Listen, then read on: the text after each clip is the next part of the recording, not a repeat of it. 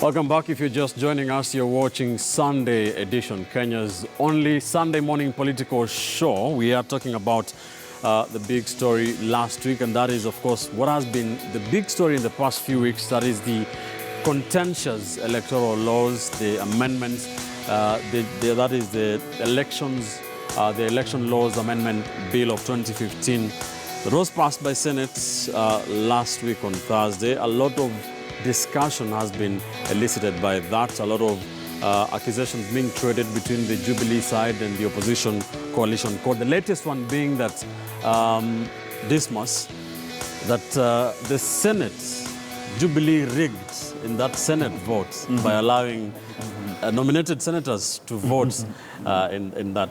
What do you think about this? Well, the Senate vote was had a very interesting dynamic. And also given the fact that a part of it affects my homeland. For Senator Chris Obure, he had not long ago, he had appointed Senator Jared Okello as the person to represent the delegation in the event of his absence.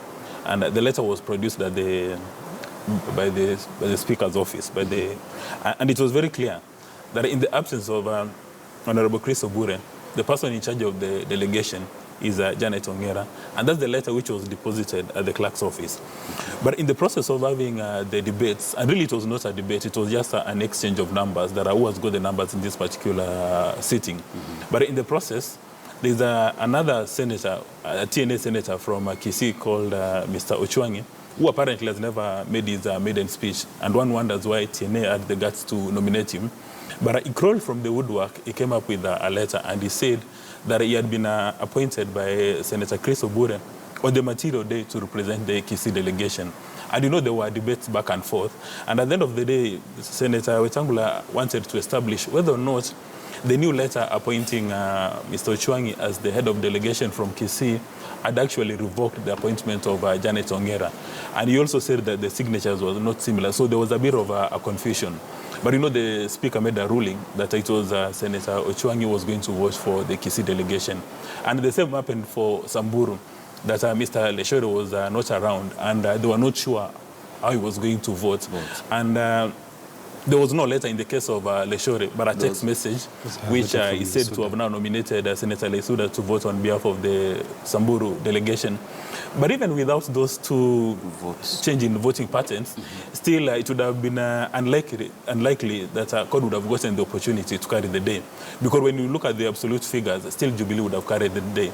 But the material issue, it's not even the debate at the Senate. Because as far as I see it, that was really merely a PR exercise by Jubilee to try to show the nation that we are giving CORD the opportunity to present their views. When you look at our constitution, there are two important things which stand out. Number one, all legislation must take place at the National Assembly and Senate by elected leaders as well as the nominated leaders, because it's assumed that when we go to the polls, we give the elected leaders the opportunity to do that in our interest. And secondly, the same constitution gives Wanjiku the opportunity to engage in a legislative agenda through the public participation. That's why wherever there is anything substantive coming either in the National Assembly or the Senate, the clerk would publish in 2 newspapers and invite opinions on these issues. Now, in his wisdom, the Speaker of the National Assembly did not bother to invite public participation. He decided to go through all these through the legislative process without inviting public participation. And at some stage, Ekwethuro seemed like the voice of reason from the legislature when he said, let's invite public participation. And it's very curious that out of everybody who made their presentation at the Senate, the hearing which was chaired by Senator Wako, everybody said that we do not need a manual backup, apart from a few organizations which lean towards Jubilee. It was very interesting that even IBC said, we can actually go on this with our backup could be electronic. The members of the religious community, business sector, including for the first time KEPSA, as well as the Chamber of Commerce and Industry said this. But again, you know, all these are lobby groups.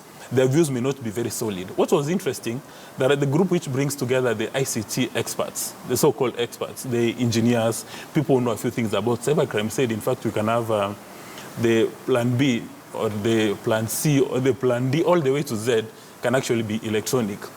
All right. And this was presented to the Senate. But what is curious is that after having that public participation for all this time, Nothing was changed within the law.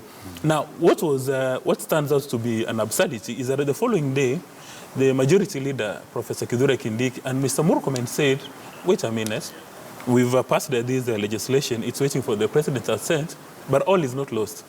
We can sit back and amend whatever you don't like. Right. Then one wonders, is Parliament acting in vain? You deliberately pass a piece of legislation which is not a product of consensus, and then you say, all is not lost. We can review it later. We'll come back to that. But as we told you, speaking of Ekwe Thuru, he has come a lot, and a lot of flack following that vote. The co-principal in the Code Coalition, Kalonzo Musyoka, as well as the minority leader in the Senate, did talk about this, reacted to this. Let's listen in.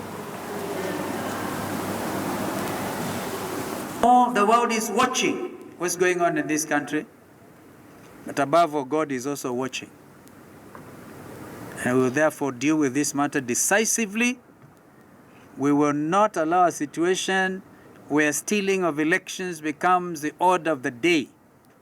Please let us accept that the nation is more important, is bigger than all the contestants, mainly those at the presidency level. The Senate Minority Leader, Moses Wetangula, also did talk about the same issue.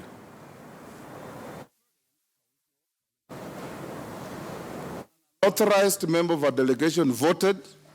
This is electoral fraud, Mr. Speaker. This amounts to cheating, and this is rigging. And Mr. Speaker, we are not going to encourage a deviation from the norms that we have set in this House. And before we get into the nitty-gritties of those changes to that law, let's deal with what happened in the Senate. Brian Mbugua, you have talked about Ochwangi, Senator Ochwangi. What about the nominated Senator Naisula Lesuda? If indeed she voted, she was given that assent to vote via an SMS. Is that procedural? Let me say this. The people of Samburu cannot be refused their representation because of technicalities. The people of Samburu have a right also to be represented in the Senate. And I think if the Speaker ruled that it was okay, I think it was within his administrative limits. Otherwise, Senator Wetangula could have quoted the standing order that is refusing the Speaker from accepting Lesuda from voting for Leshore. So, if indeed it was unprocedural, they could have quoted the standing order to that effect. So, to me, it was very much okay. So long as the Speaker ruled, it was okay. Plus, that thing is water under the bridge. The bill is already passed, and for democracy, it's not about consensus. What Senate did was very good. They invited public participation, and there was different views, whether it's one people oppose this and the next one, and it was put to vote. That's what happened. Democracy is a game of numbers. Whoever has the majority carries the day. Plus, mark you, that amendment does not talk anywhere about manual voting. It's a complementary system. So it's IBC discretion to determine how best the complementary system that they will use. Otherwise, electronic transmission is the primary system. All right. Water under the bridge, you say. But one of the things that was being raised as we talk about this was the fact that this was done. It was a negotiated process. The Joint Select Committee of Parliament. Why then didn't Jubilee want to approach the issue of making a change to a fundamental part of the law using that same bipartisanship? You know you are mistaken. It's not Jubilee who brought this amendment. It was IEBC itself, the implementer. They saw the defect and they wanted to close the gaps immediately.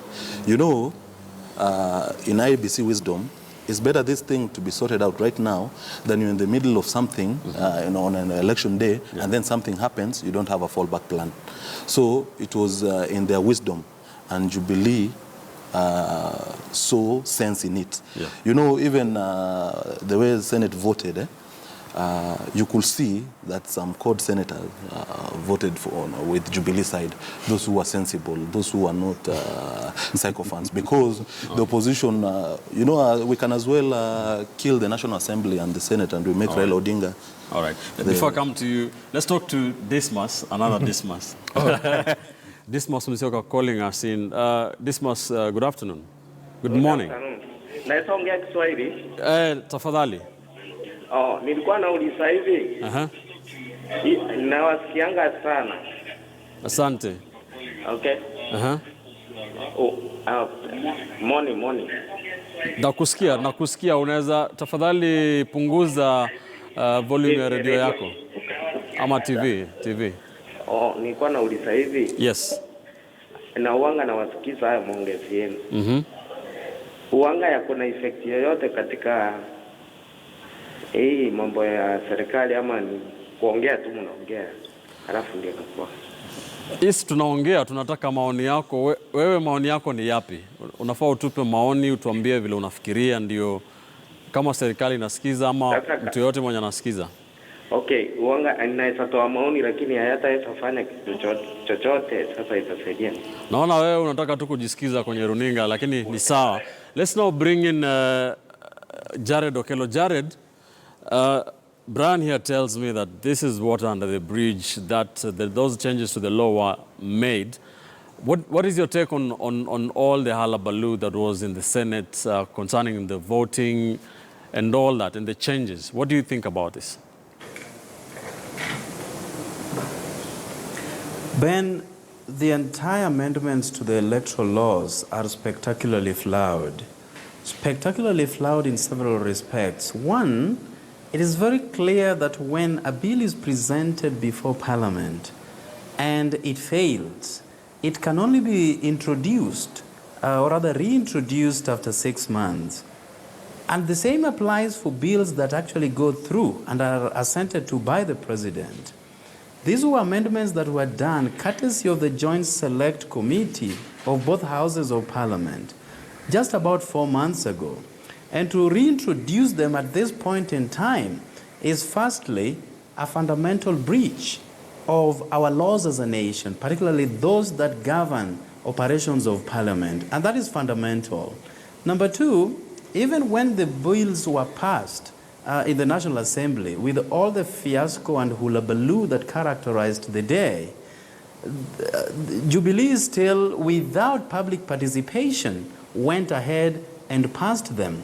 And in order to cool tempers of the nation that was skyrocketing, they then chose to invite the intervention of the Senate, not because they really wanted the Senate to rise to the occasion and correct ills, but it was just meant to lower down temperatures because somebody is hell-bent on messing up the next elections, or whether electronic systems will work to their full conclusion. It is now a matter that, as Brian says, is water under the bridge to that extent, not because nothing can be done at this point in time, but they have decided that these elections of 2017 August will have to be put into disarray. But Ben, let me put something correctly. When Lesuda and Ochwangi were given the latitude to vote, they gave Jubilee adherents an opportunity to have 24 senators. You really needed 24 and above for that law to proceed to the third reading. And that is why CORD is saying that because Lesuda and Ochwangi did not have the constitutional requirement to vote, they then helped Jubilee reach the threshold. Otherwise, if they were going to be 22, that was going to mark the death of that bill in Parliament at that point in time. I want you also to buttress this point again. When the Joint Select Committee presented this bill and it passed and was made an act 4 months ago, there were several amendments that cushioned the entire thing. In the legal parlance, we call it omnibus. It was an omnibus law. You remember it touched on party hopping, it touched on requirements on party nominations, the time upon which public servants would quit their positions to come to do politics. It covered so many things. But you realize that they then abandoned the omnibus and decided to pick on one fundamental issue, which was manual voting system. And all right, Jared, the gentlemen here are itching to talk. But before I let you go, let me ask you this. What is so wrong with that manual backup system from where you sit? Ben, there are 25 countries in Africa that have embraced biometric voter system. In the year 2015, Nigeria went into election, pitting President Buhari against Jonathan Goodluck, the former president. Even when Jonathan Goodluck presented himself to cast his votes, there were problems with the electronic system, and he had to wait for 50 minutes for that to be rectified to allow him to vote. 50 minutes. He patiently sat, because the identification gadget could not recognize him, verify his name and allow him to proceed to vote. What happened? They then extended by 1 extra day for the system to work and everybody to cast their vote. The same happened in Ghana in the year 2012. When they went into election, there were problems, there were glitches with the machine, and they still extended by 1 extra day to allow everybody to vote. In the last election, the just concluded Ghanaian election, 2 polling stations had difficulties with their machines. They stopped the voting system, the machines were rectified, and they then proceeded to vote. Why are we so quick to rush to manual system rather than give everybody an opportunity by just extending by 1 day? And because that is law, that can happen. It has happened in other nations. It can happen now, just as an authority working in court. What has happened somewhere can be replicated. But you know, it is so, you know... Jared, let me let the gentleman here by the degree of embracing manual system by Jubilee adherents. All right. Let me start with you. Bran, you're... yes. Thank you so much, Ben. I think, first of all, I want to correct that notion that when we mention about backup, we are precisely talking about a manual backup. There has been these theories that we can still do an electronic backup, but not a manual backup. And therefore, I'm talking from a neutral point of view, as opposed to these guys who are, you know, aligned to CORD and Jubilee, respectively. And I want to say this for the sake of having a sort of consensus-oriented approach on this issue. First of all, let me agree. Yes, there was an abnormality in the way the bipartisan approach was actually cracked in terms of how we diverted from the initial position, where the issue of amending anything that was agreed upon by the 2 select committees would have actually waited for 6 months so that the bill could be reintroduced again to Parliament, as you said. So that means Jubilee were up to no good? No, but the Speaker actually called for a special session. That was it's called a special sitting, so that they could deliberate upon the issue, owing to the time frame that we are existing towards the elections come 2017. Therefore, that kind of special session was called specifically because of the short timeline that we are operating towards election 2017. I want to say this. You asked about the issue of Leshore and Lesuda issue and all that. Yes.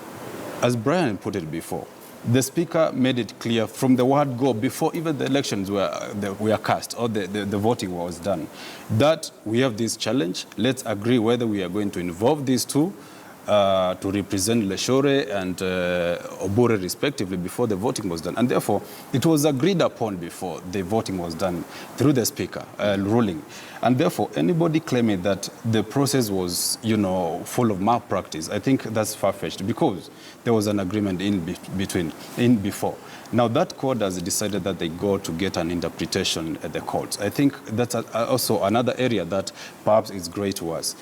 The reason why I'm saying so is this. The doctrine of separation of power, whether horizontal or vertical, and here when I'm talking about horizontal, I'm talking about the legislature the judiciary and also the executive. When we talk about that independence, we are not also killing the interdependence between these two kind of institutions.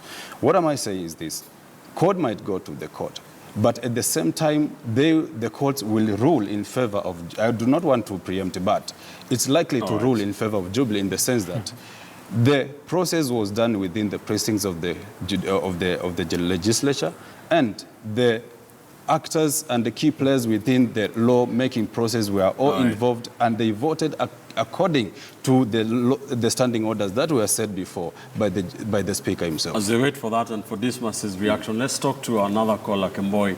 Kemboi, good morning. Ben. Yes. Yes, I'm Kemboi Karoli from Kapsabet. Yes, sir, Kemboi. Yes, go ahead. I want to start by observing one thing. I mean, I'm not a technician in terms of ICT to be able to tell whether the electronic system is going to be so perfect, have any hitches so that we need a manual thing or whatever. I just want to be an observer and look at how we've been voting in our polling stations. We go to a polling station in the morning, we queue, we cast our vote. When it is 5 in the evening, you know, and we have 1,500 voters in this polling station, and maybe 800 have come to vote. Mm-hmm. You know, naturally, in the hotspots of the presidential contenders, the people inside the house agree that, you see, we know so and so, they did not come to vote, and so let us just mark their names in the register, issue the ballot papers, let us vote in for them, and we know they were going to vote for these people as if they actually know it. And that is how actually the problem happens in the polling station. I want to believe that the electronic system was supposed to cure that, so that if you don't appear in the polling station, you don't actually vote, you know, so that you need to be like physically identified to have come and vote in the polling station, and that the number of people who came to vote becomes the actual people who actually voted, so that we don't have excess voting that is actually illegal. If they look at the curricular report of 2007 elections, we are told that even Raila Odinga himself got more than 1.2 million, you know, ghost votes from Nyanza region. You see, in today's, I mean, in the recent election, we are told that there are more than 2 million votes that actually were casted for the president alone. So we all agree that there is a situation in Kenya where there can be excess ghost voters for the presidential candidates. And we were hoping that this electronic system was going to cure. And if somebody says, supposing it fails, we need a manual thing. I was asking, somebody tell me like a small baby, if we print out the biometrics of the voters in the polling station, how is that going to be protected from being manipulated? If you actually can be able to convince me that we are not going to tamper with identification of those printed biometrics, so that we don't just mark the register, we don't just issue ballot papers, because we are allowed by law not to go beyond 100%. We can vote in 98% of the polling station, and so therefore, if it happens like that, then I want to believe we will not have in Kenya.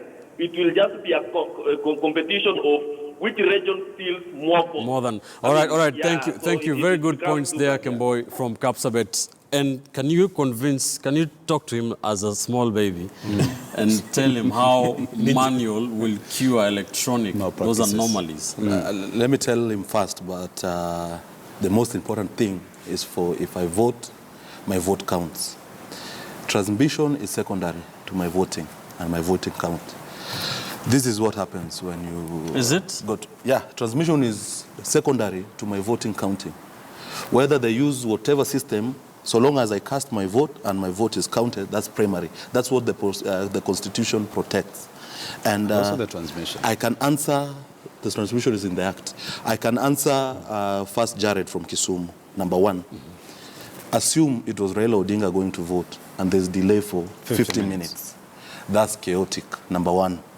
Number two, IBC does not have the power to extend, even by a day, the voting day, because it's cast in the Constitution that every second Tuesday of August is the election day. So IBC cannot purport to say that we will extend the voting to the next day. It will be illegal. What is happening is court is stonewalling any progress towards a free and fair election. This is what happens, for example, if you want a purely electronic transmission. I go, I vote, the vote are counted. There are 200 votes. in a manual way, the 200 could have been transmitted via electronic, but that will be provisional. Then the returning officer will go with a written form together with sealed ballot boxes. So once you dispute the totality of the figure, you could always open the ballot box and recount the vote. Now, you have a thing that whatever is transmitted, whether via SMS or whatever electronic system IBC will want, is the final thing. You cannot go back and confirm. Let's say something happened in between. You don't have a fallback plan to go and see what happened in that polling station. You know, paper trail is easy to trace. The 2 million vote they're saying it was added for presidency, you could have been able to tell the discrepancies, that huge discrepancies from different polling stations. You say, this is where the anomalies are. But once it's entered into the system, assume I've sent you the SMS, you've deleted. There's nothing to fall back to. All right. Yeah, that's why I was mentioning about the electronic. Just allow me to isolate the issues. What the electronic intervention is supposed to do, number one is to register voters. Number two is to identify and to transmit the results. And the bone of contention, and one of the callers has indicated, is about having ghost voters or dead voters. Because the new interventions are supposed to be that if you go and register, say using your fingerprints or your retina, when you go to cast your ballot, you're supposed to be identified as much. So that at the end of the day, it's only the people who show up at the polling station who actually vote. With the manual intervention, and Governor Isaac Ruto spoke about this, that the electoral agents, or rather the electoral officers and party agents, can just agree on who is going to vote. And in the presidential campaign system in Kenya, it's unlikely that you'll have a presidential candidate with agents all over, even if you've got the resources as much as you do. So chances are that if, say, Mr. Kenyatta doesn't have agents in Bondo, the electoral officers in Bondo would just agree that everybody is going to vote. And there is no independent way of verifying that. And that's what we're supposed to cure. But I think when you look at Jubilee, I think they've spent the last 4 years trying to study and understand Mr. Raila Odinga. And they've done a good job. They agreed to go to the consensus system of amending the acts, and that was happy. So they've set up a trap for Mr. Raila Odinga to ensure that as we begin the year, is going to call for mass action. And I'm hoping that there are some clever chaps within CORD who can actually see this trap which is being laid. So instead of CORD calling for mass action, they must be able to read President Kenyatta and his deputy and understand that they've been set up. If they've got a few guys who can join the dots, they'll understand that Mr. Raila Odinga is being encouraged to venture into mass action, so that during voter registration, the people within the CORD areas have no opportunity to go and register either as, or rather get IDs and register as voters. So they'll engage every single day doing a mass action, sitting in the streets, doing a lot of demonstrations, and they'll not register as voters. While in the Jubilee strongholds, people will be running to go and register as voters. And that's something which Raila Odinga must do. Let me just add to what Dismas is saying. It's very simple. Jubilee has not been against the electronic transmission or biometrics voter registration. What it's saying is an alternative mechanism should the primary mechanism fail. Right. So it has not been against the electronic. All right, we need to let this. Something that I wanted to correct from the caller from Kisumu, that Kapsabet. Is it from Kapsabet? There's one thing that we are not understanding here. When you give us a case study of Ghana and Nigeria having used purely electronic system. So that was Jared, yes. That was Jared.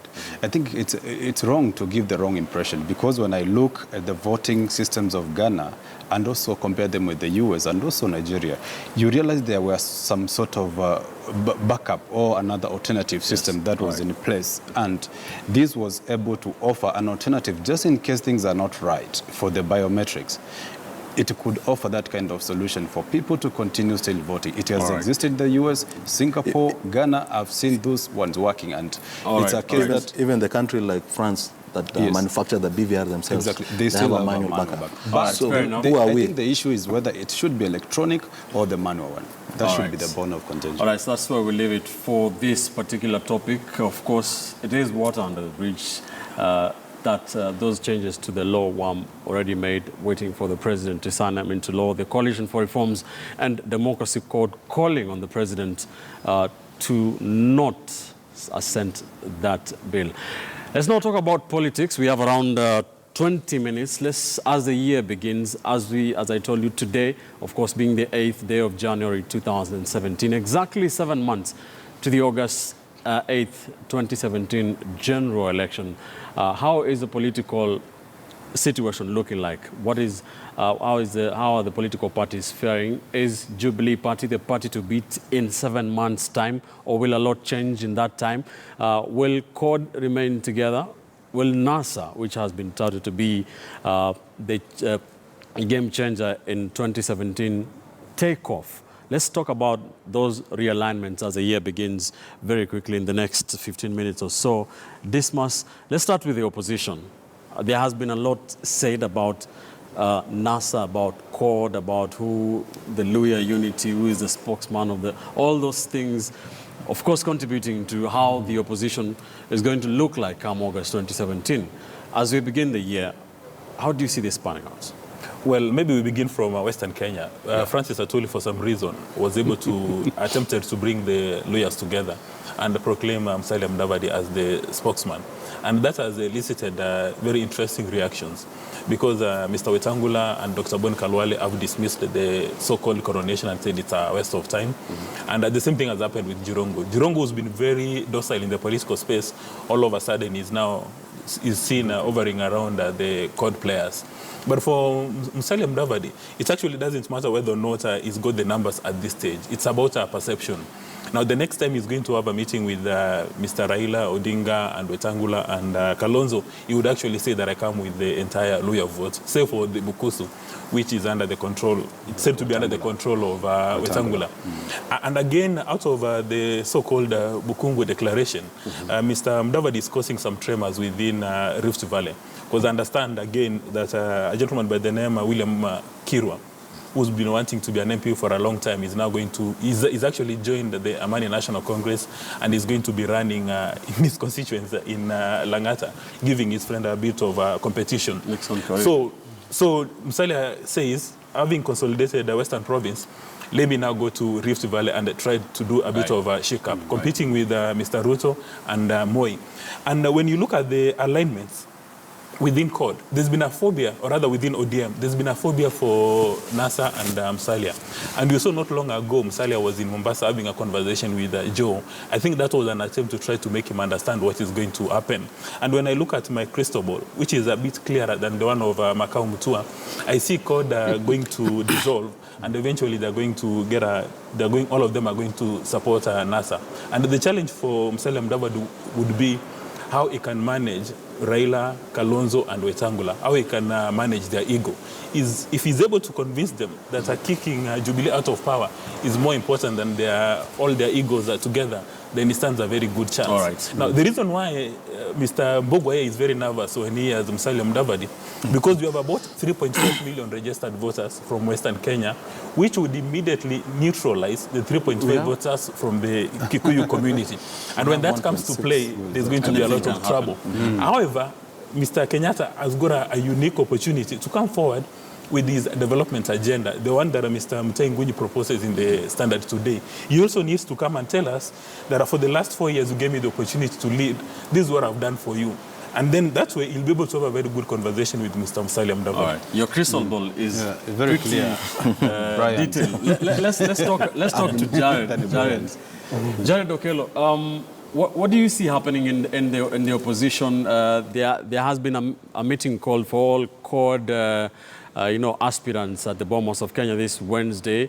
We understand that Musalia Mudavadi will be given the mantle to run, or rather Raila Odinga will be given the mantle to run as a one-term president and Musalia to take over in 2022. Will this be the game changer? Is it true? Well, that is not true, and that is not why a meeting has been convened at the Bomas of Kenya with all the aspirants, together with all those who are serving currently in various elective positions. It is true that the change or the amendments in the election laws has elicited a lot of concern and attention to the general public. So CORD is coming up, stroke NASA, is coming up with a roadmap, because there are 3 different approaches that should be employed at this point in time to avert any possible violence that may come as a result of the amendments. One is asking the president to rise to the occasion in the interest of this country, not in the interest of Jubilee wing of the government, not to ascend to this law. So I think that is going to be pushed. Secondly, we may have to resort to Article 37 that gives Kenyans the opportunity to picket, to demonstrate, and to present petitions before any authority. So that is another second view. And of course, lastly, is about, still using the constitutional means of going to the court and presenting all the fundamental flaws that were made during the process of these amendments. So these are the things why CORD has been invited to, CORD's NASA aspirants have been invited to Bomas of Kenya. But you also asked, what is the game plan? I would tell you that, Western Kenya, from the look of things at this moment, is locked. NASA, of course, Nyanza goes without mentioning. Nairobi's NASA would still present a formidable challenge. Of course, Mombasa, from the look of things, Jubilee is not getting any leeway. Eastern Province is in the basket of code, and they are pushing things in the northeastern part of this country. So I want to believe that, when they consolidate their efforts, particularly after the Wednesday meeting, Jubilee may be in a position to start packing to go back home. All right, so Jared, that formula that I gave you is pure fiction. No, well, that is pure fiction. Raila Odinga, Musalia Mudavadi, Kalonzo Musyoka, Gideon Moi, Isaac Ruto, Charity Kaluki Ngilu, Jirongo, all these are still coming together. At this point in time, they have not reached a level where they have discussed that so-and-so is going to be given the baton in order to run. What is very important for them is to have Kenyans rally behind that clarion call, and then all the rest will be discussed later. All right, thanks, It is Jared. a time that they are looking at the bigger picture, not individual interests. All right. So that they can steer this country into the direction that is desirable to all. Thank you. Jared is rubbishing my formula's fiction. Yes, Brian. I think, I like the enthusiasm under which Jared is actually exhibiting in terms of defending what CORD has in store for us. But I must say that at the moment is a little bit too early also to, dismiss any side of the divide, owing to the kind of inroads that both parties or both sides have actually made so far. Yes. When you look at Jubilee and when you bring the issue of tyranny of numbers that was there in 2012, and you compare to now, the inroads and the gains that Jubilee has done so far is far much. In fact, they have increased their numbers by the kind of inroads that they have done. Look at coastal region. They have really made a lot of gains there. Look at Ukambani also with this kind of Jubilee projects that they are actually, dishing out. They have made good progress. Look at Northern Frontier. They have also gotten some, some gains. The only voting blocks that we always say they are intact is the Central voting block and the Luo Nyanza. The others, including Kisii and Western, are there for grabs. But again, I must say that also Jubilee has made tremendous gains in the Western, which Dismas is purporting to be a solid block for the CORD family. I must say that the entry of the nomination of Bukala as the chair of the IBC, the potential one, as also Chebukati, who are being touted to be coming from the same family, from one tribe with the Chiloba, the IBC boss. I think this kind of, extensions that Jubilee has done to the Western is something to make the Western also be part and parcel of a good chunk of the voters coming to Jubilee, and therefore it's a little bit too early to do that. And for CORD also, they have also made some good gains. Look at Kisii. They have really made some good gains. They have also gone to the interior of Western to solidify that, thanks to the NASA spirit and all that. And therefore, for us, as analysts, we can only wait and see the kind of developments that are likely to come in the near future. Now, this is the year of electioneering and elections also at the same time, and you see the kind of arrangements that are coming on board. When you look at the issue of the personalities that Jared has mentioned, the Musalias, the Isaac Rutos, yes, the Kanus and all that, these guys are... Is Jubilee still the party to beat, according to you? Exactly. Beating an incumbent... to Brian Mbugua. Exactly. Beating an incumbent, Ben, is not really easy. It has been done in Africa, but with a lot of kind of reservations. I still believe that Jubilee is still the party to beat, having all the state machineries and anything to go by the kind of developments and inroads they have made. They are still the party to Speaking beat. of the incumbents, Brian, the incumbents in Africa seem to be losing that tenacity we have seen in Ghana. We did see in Nigeria. Buhari beating.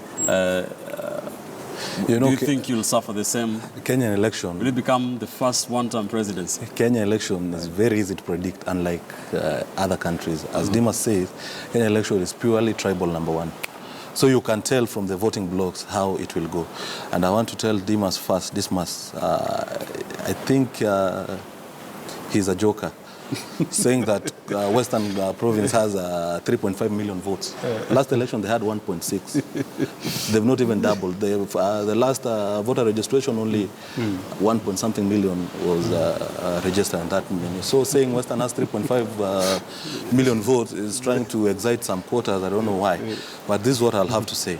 That first of all, to beat Jubilee, you have to eat into their strongholds, of which their stronghold is fairly intact right now. You will have the Isaacs, the Rutos of this world, the Gideons. We had Henry Kosgei, Kina Musasirima last time in the opposition. Now naming Kirwa, I don't know him. Do you know Kirwa? I don't know Kirwa as a challenge to Rift Valley. It's also a joke because it is foolish for Raila Odinga to say that because of Musalia, we have Western. Raila got over 700,000 votes in Western. Musalia got like 300,000 in Western. So Raila got more votes in Western than Musalia. Yeah. Showing Raila is more popular in Western with or without Musalia. So the entry of Musalia will push some people away. But the entry of Musalia, don't you agree, put some kind of unity, a feeling of unity? When Musalia was being installed, 8 MPs were at Deputy President William Ruto's home. Kalwale was away. Wetangula was away. In itself, installing Musalia as a spokesperson for Luhya, it has divided the Luhya nation than it was before. So it's a creation of Atuoli. I don't know what he wants to achieve, but it has failed. It's dead on arrival.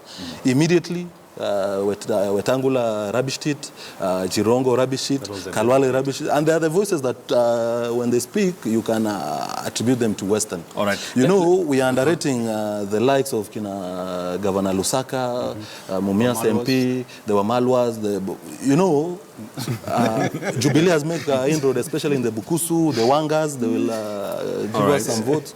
So this NASA thing, so long as Raila is not the driver, it's dead. All right, let's get a final comment from Jared. Jared, Western, how important is Western for this NASA that you talk about?